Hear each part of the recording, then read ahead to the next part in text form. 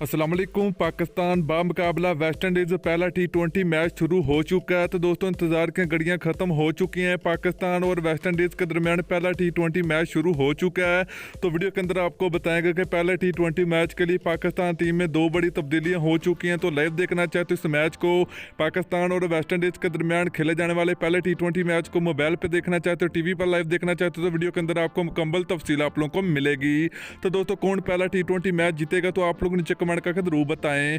तो चलिए दोस्तों आपको बताते चले कि पाकिस्तान और वेस्ट इंडीज के दरमियान 3 T20 मैच की पहले सीरीज का पहला T20 मैच शुरू हो चुका है। तो दोस्तों टीम में दो बड़ी तब्दीलियां हो चुकी हैं। तो दोस्तों पहली तब्दीली होगी नवाज की वापसी होगी, मोहम्मद नवाज की वापसी होगी। दूसरी तब्दीली की अगर बात करें तो सुमान कादर को मौका मिलेगा। तो दोस्तों अगर लाइव देखना चाहते हो तो ये मैच फेसबुक पर देख सकते हैं। लाइव टीवी की लाइव बात करें तो दोस्तों टीवी पर ये PTV स्पोर्ट एंड स्पोर्ट पर दिखाया जाएगा।